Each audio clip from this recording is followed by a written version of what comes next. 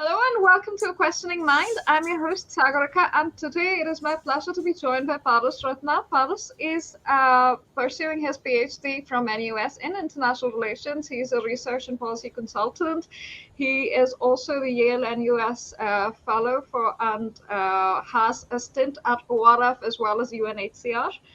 Paras, thank you so much for joining us. Namaste and welcome to A Questioning Mind. Thank you, Sagarika. Thank you for having me here. Namaste. So Paras, today, as we've discussed, we'll just walk through Indian foreign policy at this time and why it's so confusing to a Western commentariat. And we'll keep it broad and maybe then streamline it down to current geopolitical global scenarios.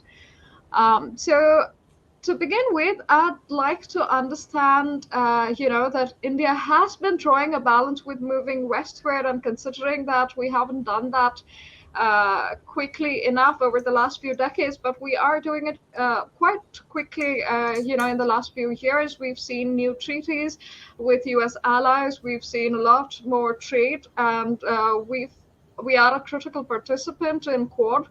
And all of this is done while not alienating Russia, who is our primary defense partner. And most of Europe is unable to impose sanctions on Russia due to their own dependencies. So, in the Western commentariat, do you also see a lack of recognition of India's own geopolitical interests in this sphere when, India maintains strategic autonomy? I mean, there has never been a recognition of India's geopolitical interest in the Western sphere, including the American sphere. Had that been the case, they would have taken a stern stance on state-sponsored terrorism after repeated instances, but they have not taken so. So to expect that Western commentariat or even Western policymakers immediately recognizes India's own geopolitical interest is something that is unrealistic. Having said that, I think the U.S. officials under the Biden administration have taken a more realistic assessment of India's stance on the Ukraine crisis. So we see U.S.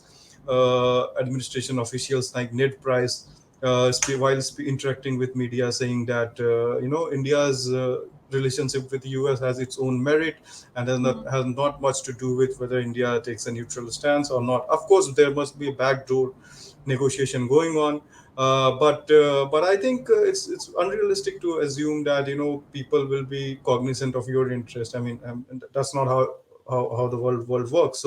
So you need to navigate your own way, and that's what India has been doing it right since the 1947.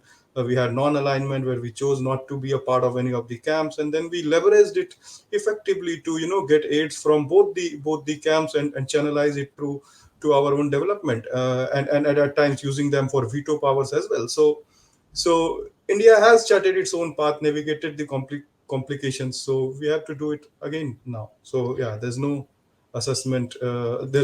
acknowledgement of India's interest. It has to do it on its own. Yeah. So, since you mentioned non-alignment, do you see a difference that non-alignment was probably seen as a weak stance and an unwillingness to dissociate from the Soviet Union at that time, just while calling it non-alignment, and strategic autonomy, which is portrayed as something different right now. It's not the same as non-alignment, apparently. So, what is your I, take on that? I mean, you can say any names to it, but what essentially was non-alignment? I mean, it's not that non-alignment. We completely dissociated with both the camps. When the Chinese attacked us, we reached out to the U.S. and for their assistance. And back in '71, when the U.S. and Pakistan and during the Bangladesh war, we signed Treaty of Peace and Friendship with the Soviet Union. So we signed Treaty of Peace and Friendship with the Soviet Union, which included that defense component as well. So I don't see which was a drastic step at that point of time, and that was the height. Those were the heights of non-alignment movements and others. So I don't see how non-alignment has been a weak link or how it has stopped India from pursuing path which it has wanted to pursue. I mean.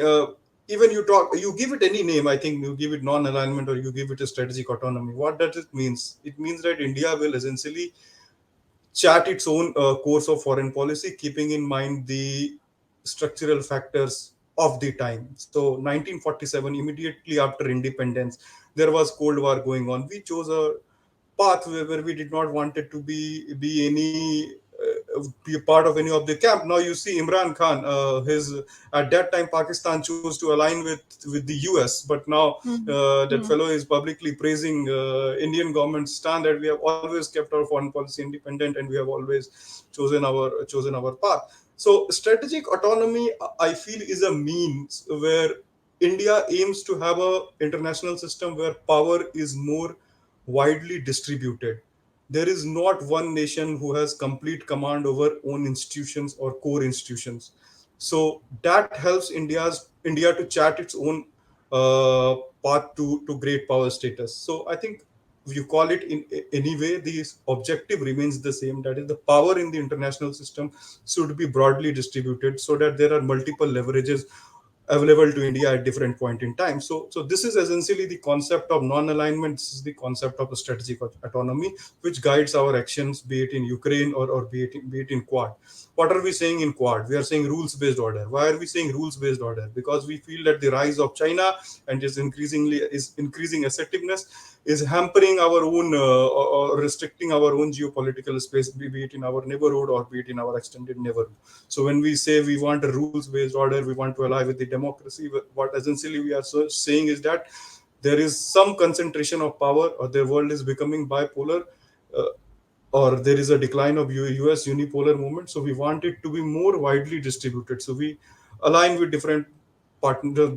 strategic partners, and we in a way pose a strategic challenge to China's rising power. So that's what it essentially means. It means a world where power is more widely distributed so that there are multiple leverage options available to us. That is non-alignment. That is strategic autonomy, whatever name you give it.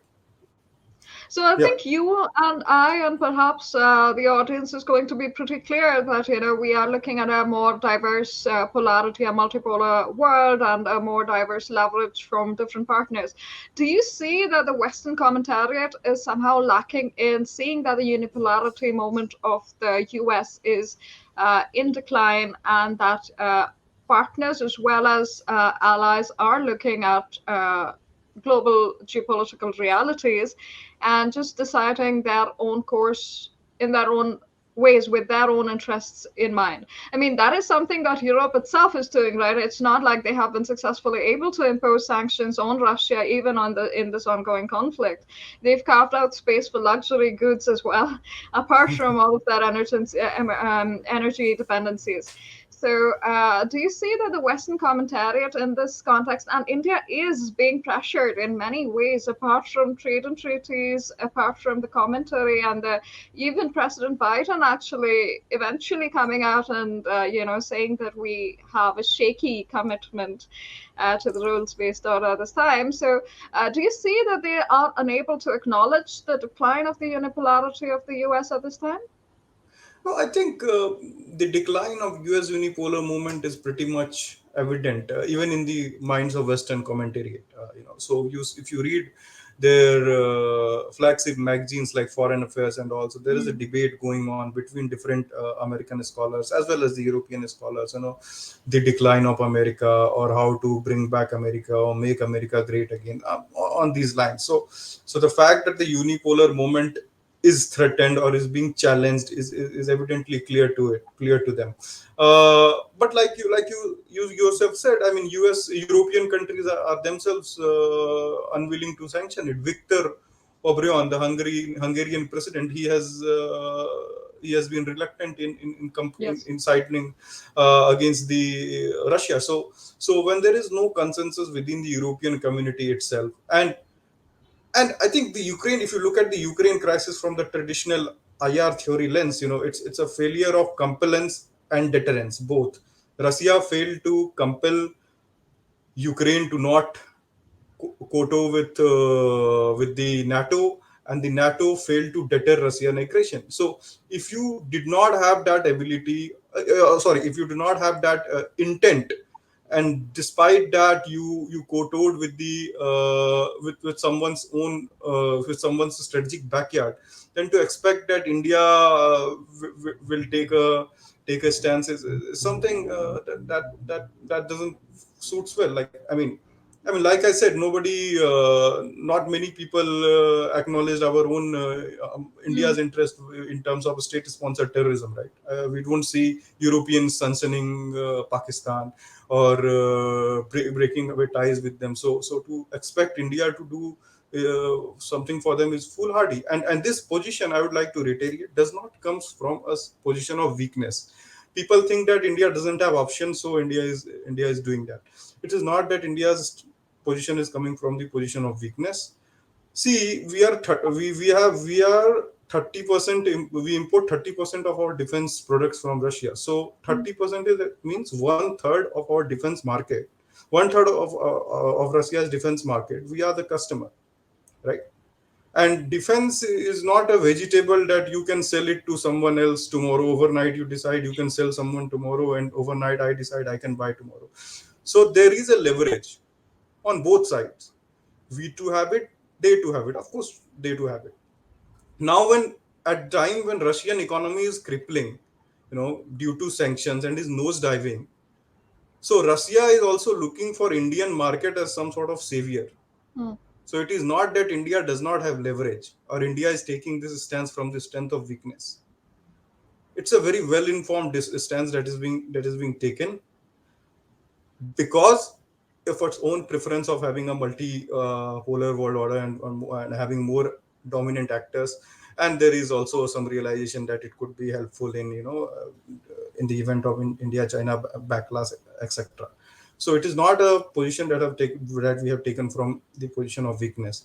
Next thing that many people ignore or or just overlook is the presence of diaspora. I mean, we had 22,000 Indian students stranded there. Right. Right. So we used our leverage to get a humanitarian corridor, Mm. get buses get the Russian administration to provide buses and allow us the airspace for us to evacuate them. So humanitarian dimensions of foreign policy also gets overlooked at times. So these complex factors goes into play when we decide whether we take a stance or we not take a stance. It's not a position of weakness that we are dealing it from, not at all. No, absolutely. Well, I agree with you. It seems like, in general, a lot of the discussions and analysis is done from a US and Western perspective, which at this time is definitely putting a lot of it. It simply seems to not recognize that most of the world is simply in a different theater. So it's simply not involved. It's not a world war, and we don't really want it to be one. And most countries don't want to be dragged into a conflict that is not in their interest or sphere of influence at all. However, since we are discussing strategic autonomy, and there is a lot of naysayers who do say that it's from a point of weakness. Now that you've clarified you don't think so, then what is it supposed to uphold in the rules-based order, right? Because what does it stand for anything? I know it's for our own interests, but it's a question often posed that what are you achieving by just staying neutral in this conflict? So, what are we hoping to achieve with strategic autonomy? So, like I already mentioned before at the start of our conversation itself, be it non-alignment or be it strategic autonomy, it was adopted or it has become an enduring feature of Indian foreign Mhm. policy because India see it as a means through which it feels that it is a means to achieve a world order in which power is widely distributed. By wide distribution of power, I mean that a particular country or a set of country does not have an exclusive command over core institutions. So there are multiple actors in the game. So when you have multiple actors and power is widely distributed and somewhat fluid situation like it is today, there are multiple actors in the game. Power is somewhat widely distributed. So India has multiple leverage option, right? We don't see Indian voice becoming so important 50 years down the, or 40, 30, 40 years down the line. Now it is becoming important because world has also accorded some sort of status to India, right, in terms of power in the international hierarchy.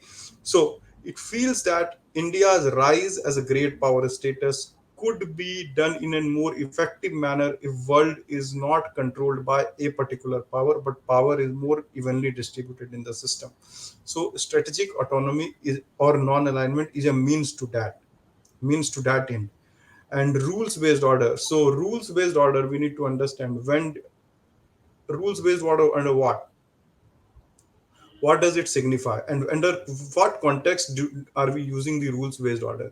We are using rules based order in the context that China is rising. We see an assertive China. We just had a scuffle. Our forces just had a scuffle in Galwan, and after so many years there was fatality casualties on both sides. So it is increasingly and by the way, while we are talking of sanctioning Russia, nobody sanctioned China, right?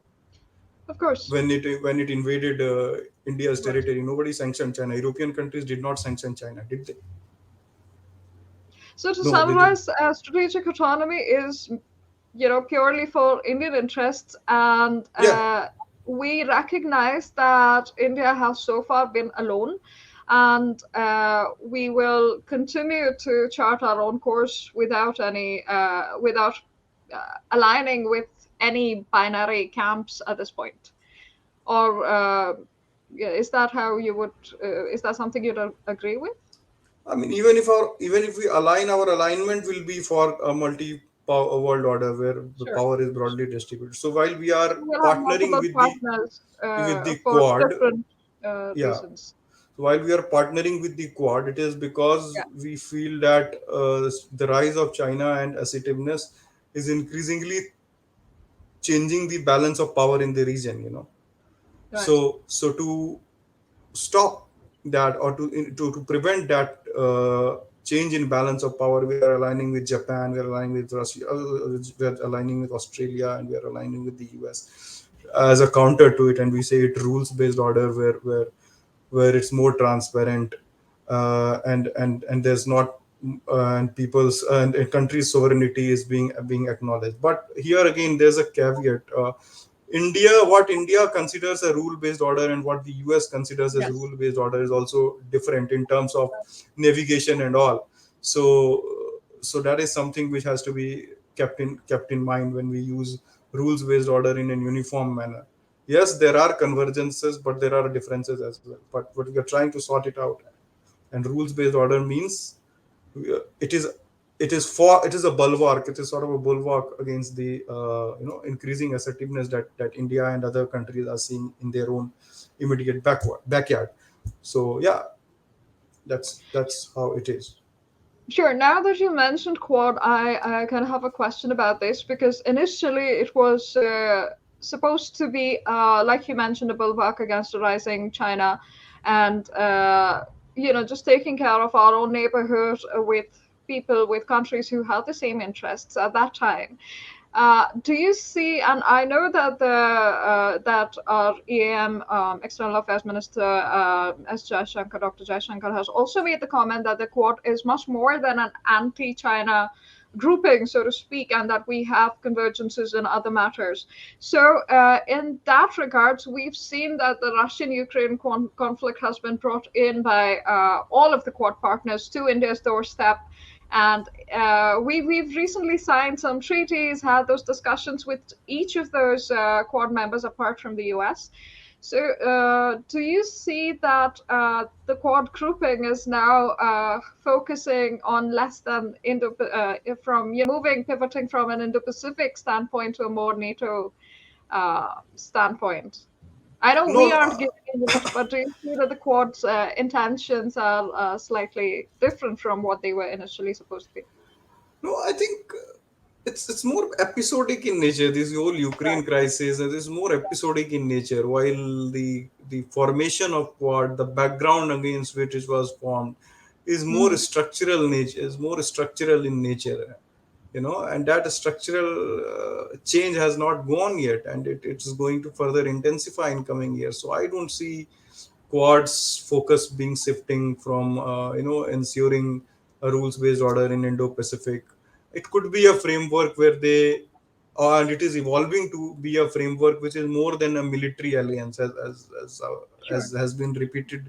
repeatedly emphasized by our own leaders as well as the leaders from the US. So they are trying to be a public goods provider in terms of vaccines, in terms of infrastructure, build sustainable infrastructure, and all those things in the Indo-Pacific region. So, but that also has a strategic logic, right? Who provides public good? Provision of public good is US in the post-war period. US started providing public good, and that played a crucial role in ensuring its hegemony and the subsequent unipolar moment in the later years. So public goods provision is also not a apolitical thing in itself. It also has a strategic underpinning, right? Uh, Similarly, when we see that the Quad itself, the very objective of Quad when it was formed in 2008, you know it was formed in the I Mm. think it's initially it was formed in the background of tsunami, which was formed by the Japanese, and earlier again, because the participating members like Australia and all felt that it is because they had a very vibrant relationship with China, and they thought that it could be managed, so they pulled it out, and then Quad was buried. Then they again felt that no, that's not going on, so they joined. So just to add to your point, that countries always factor in what their priorities are and what their interests are, and then they take their stance. So same will be the case with India, or even Japan, or even Australia. Even within the Quad groupings, they will have their own assessment, and then they will accordingly take a decision, jointly or individually, depending on how their interests are influenced. But to say that Quad will move to NATO, I think it's it's too early to say that. And also, this whole incident is very episodic in nature, and Sure. I think talks are underway where people are saying that Russia should be given an off ramp Yeah. to just yeah. So it's more of an episodic disruption that we are talking about, while Quad is for more structural issues within the international politics. Yeah. So my take, honestly, at this time is that a lot of reflexive anti-US sentiment, say via Twitter or something like that, is being quoted by a lot of Western analysts as India's state stance being pro-Russia and just misportraying neutrality as being pro-Russia. And I think it's not just India; they've done that to several other nations as well. But India, at this point, seems to be in demand for a sort of statement of sorts, to make an anti-Russia statement, which is not in our interest at this time to do. It's not in our interest at this time to consider. So, but I do see that a lot of the street ideas are being conflated with state ideas. So that Yeah. that is leading to a lot of confused commentary in that sense. But since we're discussing Quad, do you expect that newer groupings arise out of the current conflicts, even within Europe? With you mentioned Hungary, so their re-examination and all of the trade considerations that other countries are giving. We've seen Sweden, start participating, and Switzerland debate whether it's going to remain neutral. So, what do you expect in terms of groupings there? I mean, groupings will. So within Quad also there are multiple groupings. We have JAI, we call Japan, America, India, and then you have US, Japan, Mm. Australia Alliance for Partnership. So Quad is a broader framework. You can have substantial groupings, subgroupings within it, which is fine. So I think grouping, subgrouping has been a characteristic feature of international relations, and that will go on and on and on. So yeah, but I think where I wanted to add is your previous statement regarding. Uh, Sorry, could you repeat what the previous statement was, because I think I So my seem to have previous missed it. statement was about conflating a lot of, say, Yeah, reflexive anti-US sentiment with yeah. a pro-Russia stance by the Indian Sure. state itself. I think I don't think I think that we need to distinguish between what is a commentariat and what is a policymaker. We've had groupings institute, right? The Atlantic Council. All everybody's analysis is basically portraying India in a spot in terms of, well, pro-Russia. We've literally had commentators say pro-Russia for India. So, Uh, and like we've I said, seen analysts who are quite popular in their Indo-Pacific studies actually come to that conclusion. no, I agree with you. There are a lot of, you know, storm in the cup going on Twitter. But the thing is, foreign policies don't work like that. Foreign policies need Of course, calculated the government-to-government decision understanding is and, much, yeah, much government better. to government understanding. And Of course, that's not the question. and Twitter storm can't be. I don't think U.S. policymakers will. The policymakers who are actually in charge of handling foreign policy with regard to India will take decisions or will make assumptions. Similarly, Indian policymakers won't take We decisions. have had So, some US-based strategists actually suggest that India should be sanctioned. At one point, that was, sort of a tactic, and but then the there was fact this that these things don't thing. happen like Of that course, they in cannot itself, happen. It's not in their own itself interest. It's not a shows very that I think we need to at some point we need to understand that Twitter is of course a more bubbling scene. People can just say what they feel like, but the core decisions is handled far well, more it's deftly after also far a more lot of deliberation. magazines and a lot of actually important not decision makers, but analysts who are saying this. It's not me. We only thing is that the government to government relations remain relatively stable. Although, Yeah, as you've heard, even Jen Psaki mentioned that somebody wants to be on the right side of history, and we've heard that in statements. So while the decision is strongly dependent on, India's standing at this time, economic standing, trade standing, importance in the Quad itself, so we can acknowledge that there is a sort of confused sentiment that is present in some of the West, at least. I mean, I do understand there's a lot of PR, public relations, etc., going on, but I also have an understanding that at an official level there is a Of very course, definitely, at an sustained official level, engagement that is going on between both these countries, and there is some understanding of each other's constraint that's there. So I guess uh, I think we really need to distinguish between I think the core policy making is far more nuanced and handled more absolutely. dexterously rather than analysts pointing out in Twitter. Sure, sure. So yeah, yeah. And by the way, so when we are told about our heavy dependence on Russia, a thing that is often missed is that India has substantially diversified as well. So India is actively engaging in defense partnerships and purchases with the US, with the France. So I have a statistics. So around 2002, we our 85% defense imports were from Russia. Coming to 2020, it's down to 35%. So it's more than half we have cut down. So the diversification that has happened is serious diversification, and I think there is an acknowledgement of that in all these circles, and and and accordingly it will play out in the policy making scenarios away from the hustle and bustle of Twitter, which is an entertaining medium. I honestly feel, Sure. but yeah.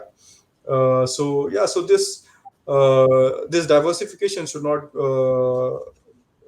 be gone unseen. So where India should be worried is due to these sanctions. How much these sanctions will impact Russia's own ability to supply us with spares and weapon systems at the time, at critical juncture like we are having today, where our forces are locked, have logged are standing face to face in the Ladakh region.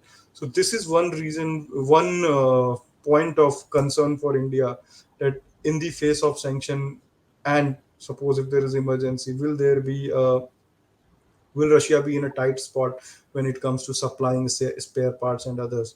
So yeah, so that's one point where we have to reflect, and that is one reason why India is also trying to diversify and not be over dependent on Russia.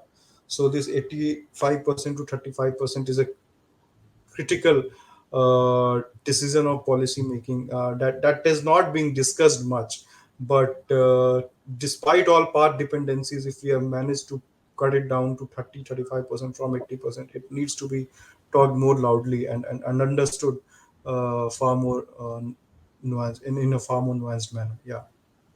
Yeah, I think under this current MEA, we have, I think, speeded up exponentially the diversification and the thing is with technology sharing, I think that we are still very heavily dependent on Russia.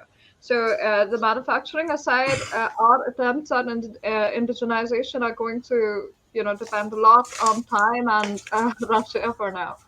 So So there's a reason for it. I mean, nobody was willing to share technologies which Russia absolutely, shared that's with us, that's the right? thing, right? That's US, something even that now, getting a technology from US is a Herculean task. While yes. for Russia, if the president agrees, it sails through.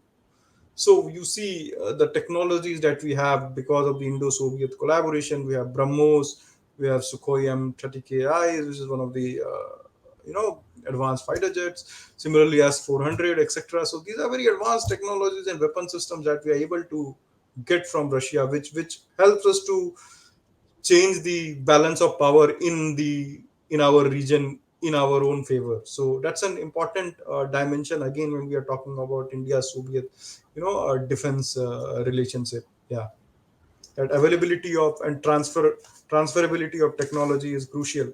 So if somebody wants us to be more independent in our weapons procurement system, then they should offer similar deals to us.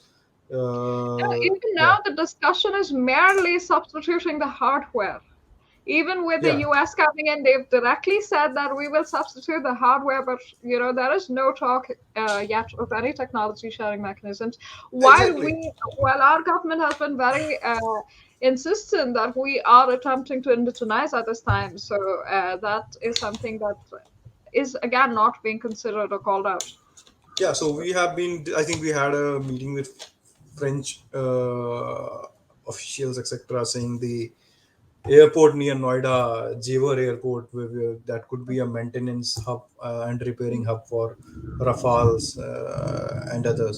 So technology transfer is a crucial issue, and West has not been that forthcoming as Russia. So you see, when we developed BrahMos, joint collaboration between India and Russia, which led to the development of BrahMos. So this means that Russia, one reason why India also opts to buy weapon systems from Russia is also because of the flexibility that it offers in terms of sharing of critical weapon technology systems. Yeah, and that's why you and see, that's why Pakistan is also trying to uh, court Russia so that it could have access to that kind of weapon system. right. So another reason why we need sustained engagement with Russia is to ensure that there is no such weapon transfer that goes to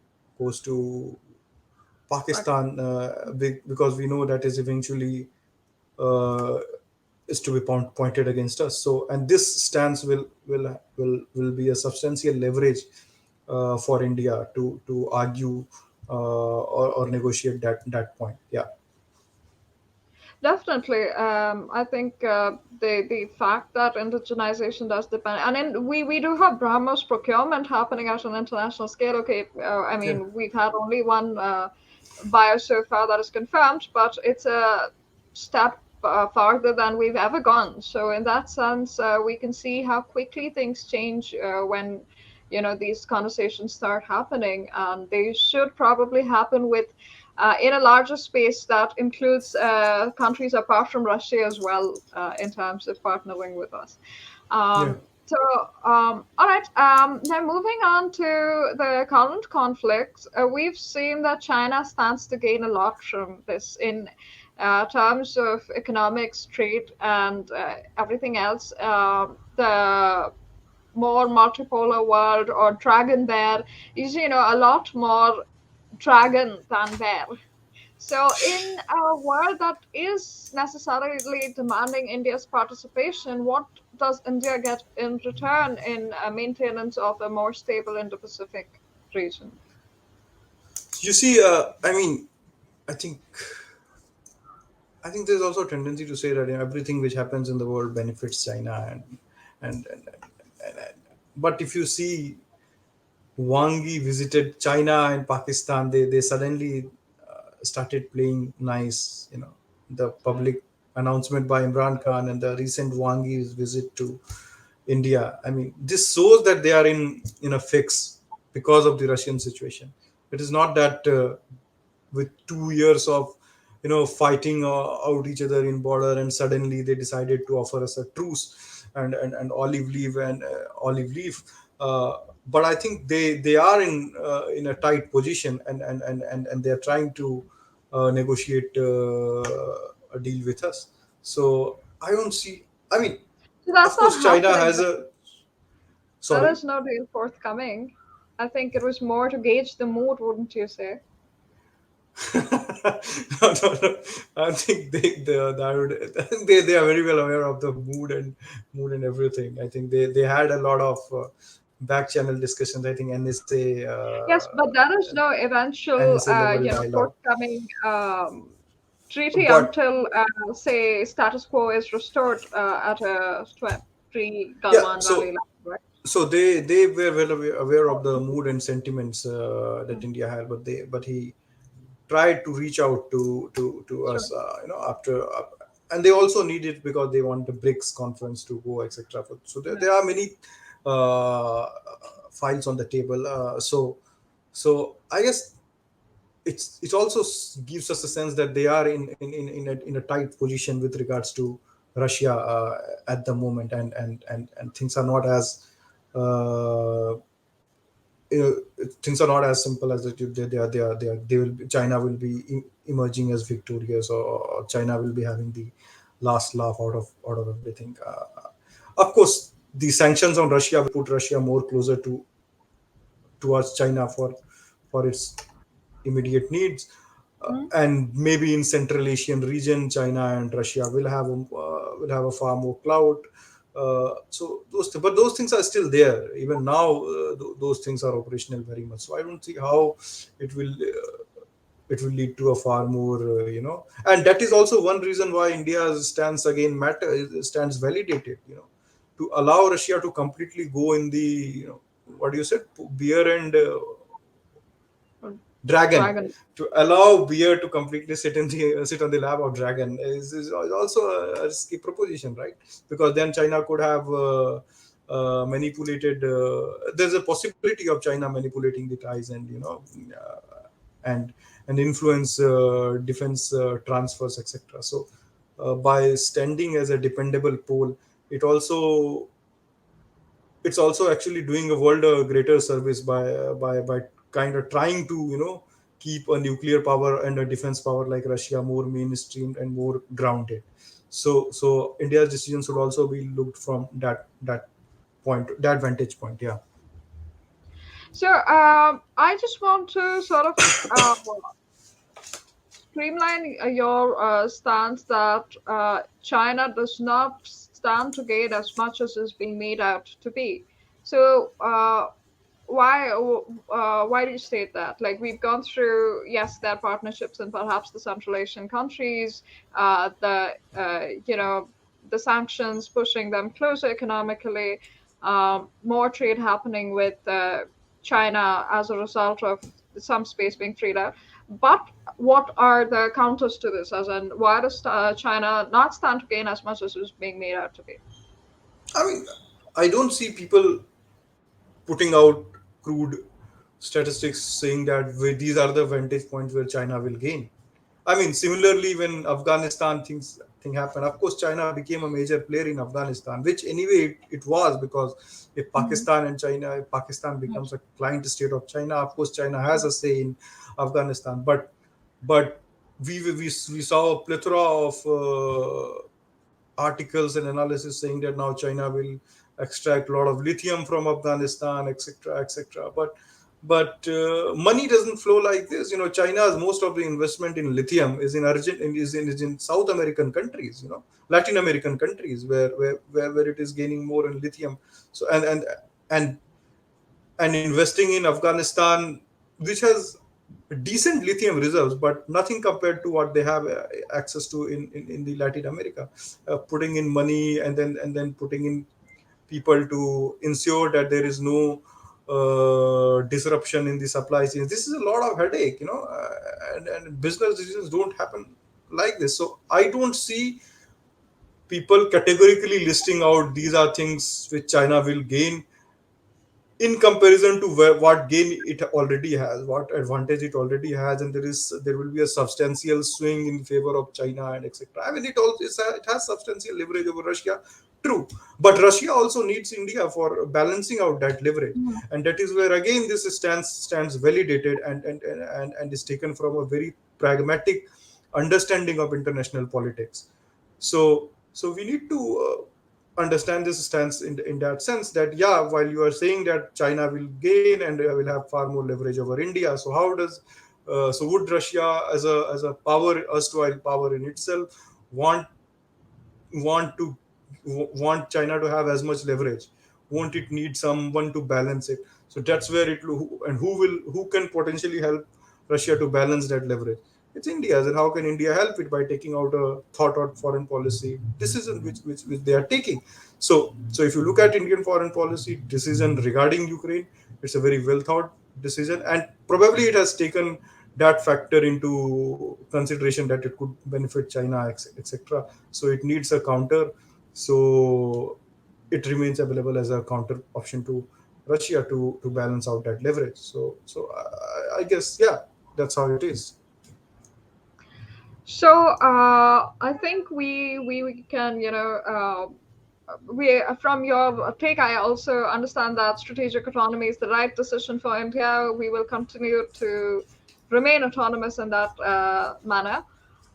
As the conflict has not resolved itself, and this is one of my last questions to you, and maybe you can wrap it up with additional thoughts later. But in the ongoing conflict, as it's prolonged much more than was first recognized as possible, uh, do you see us eventually at a point where we do take sides? India does, let go of a strategic autonomy stance, or is it forced to take a side? And what side do you expect India to choose? Now, this is a very hypothetical question. I have no, stakes on this. It's just a No, I hypothetical am scenario. actually I'm thinking. Hmm. I don't think at this moment India will take a stance, nor will this span out in a like a 20-year war or something of that sort. I Right. think because Ukrainian president has also now come to sense. And by the way, in a lot of this crisis, we are not analyzing Ukrainian foreign policy with the rigor that we should have. I mean, between 1998 to 2008, their foreign policy was somewhat neutral and was reasonably doing fine. But then they decided to, and Ukraine is not the only small state, which feels the great power rivalry between NATO, be it NATO or Russia. And there are many states in this world who are very well balancing the, two competing great power interests. So we should also analyze where the blunders were made by Zelensky administration in its foreign policy, uh, and what led to a very tragic outcome. So I think Ukraine has been given a lot of leeway, and there are a lot of emotional output, which is justified. But at the same time, you also need to analyze how the Ukrainian foreign policy, whether the Ukrainian foreign policy could have avoided this tragic outcome, because now we see Ukrainian president coming up with a proposal to talk to Russia and say that look, we are not keen on joining NATO and all that thing. So I think they have come to a proposition. They have come to a proposition which is somewhat acceptable to Russia, and Russia is also looking for an off ramp. That's what it seems from here. So I So, guess this since you won't be a mentioned that, no, protracted conflict. uh, I'm happy to hear some optimism there. However, every time that Ukraine has come to the table, and they've been at this since several weeks now. This is not something that's being discussed only now. They've been at this for several weeks. Every single time that the Ukraine has come to the table, we've seen NATO sending a very small amount of hope and weaponry to the Ukraine to sort of maybe stop them from accepting Russian conditions at this time. So, is do you also see that? Is that something you'd agree with, that Ukraine is being pushed by the NATO to sort of prolong it for a little while, hold out for a little while? No, or do you expect it to end sooner rather than later? No, I think even if you say even if they send some weapon systems, I don't think NATO has that appetite, or NATO members have that appetite to foot bills for this protected fight, because eventually it will also engulf other neighboring European states. So they don't have that appetite to foot bills for this. So maybe it could also be a tactic where I'm trying to arm them, so that, or some amount of arm them, so that there is a perception in Russia that it's better to settle with the negotiation table and go off flaunting that we won, kind of thing. So that could also be one, this could also be one way to look at it, but I don't think NATO members at this time has an appetite to foot bills, and even place their own soldiers to fight Russia at its own backyard. At the same time, Russia, because of its own crippling economy, is trying to, or I could see is trying to, get an off ramp so that it could walk out flaunting its win. Uh, so yeah, Do I you don't think.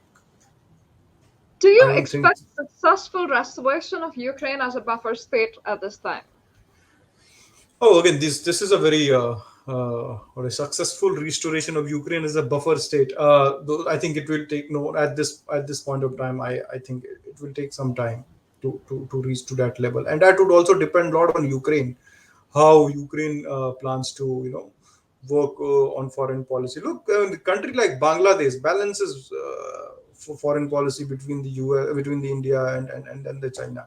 So it is not that Ukraine is a unique small state power which is faced with the condition that no one else has faced. So they need to, a lot of this buffer state thing also depends on the future Ukrainian administrations, and to figure out how they want to run their country and the foreign policy they want to adopt. But one thing that is clear from this Russian invasion, and I think that was one of the objectives which Putin too had in mind when he moved his forces in, was to demonstrate to the entire Eastern Europe that the somewhat the flailingness that exists in NATO's capability to defend them and to project its its own sphere of influence.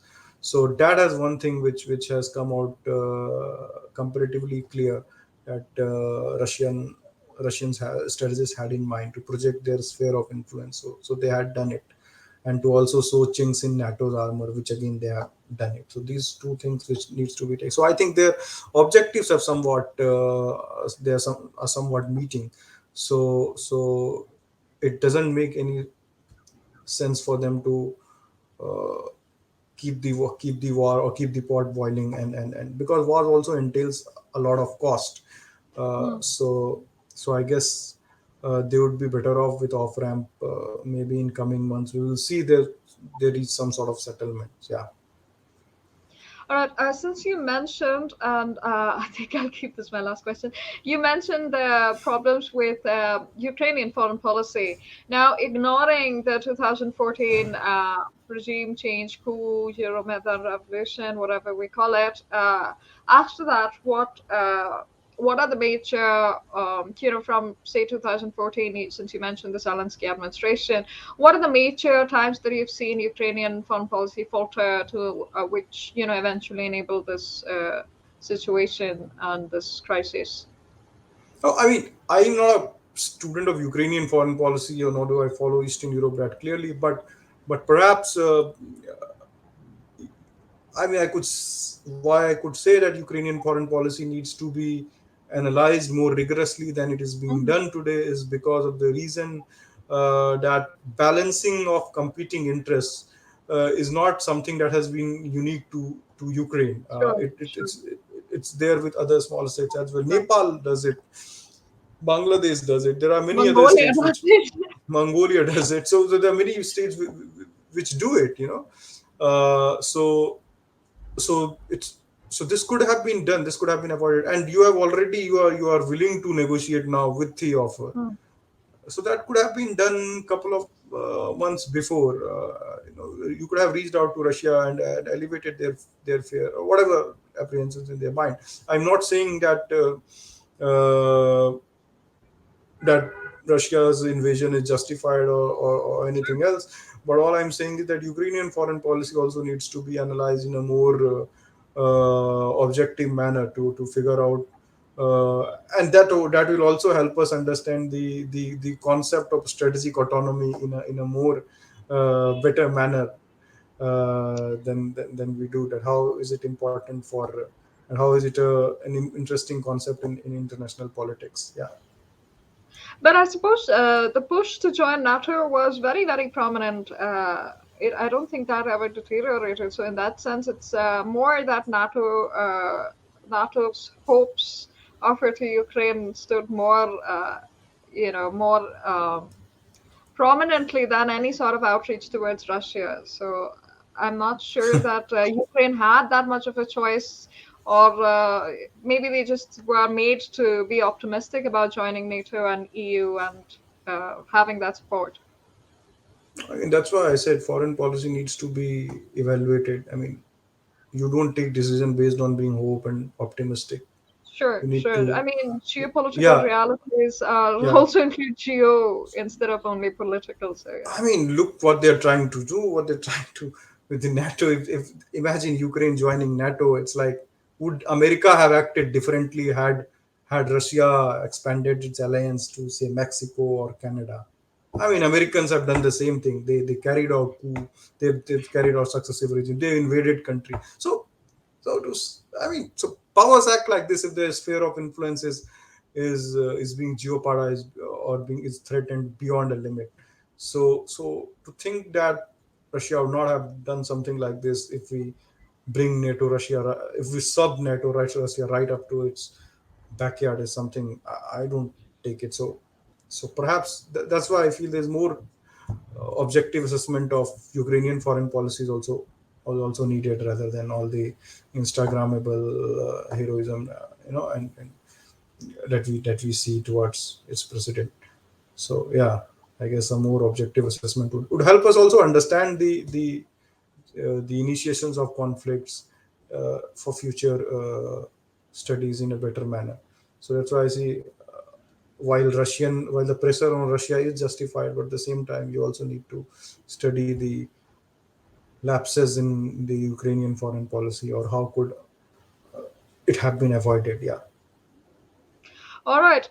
Thank you so much. We've, Thank you very much for having the me. hour. Thank you so much for joining us, and I definitely hope to see you back on and See you. discuss how the situation evolves. So thank you so much for joining us. I And hope the war comes to an end, and no, absolutely.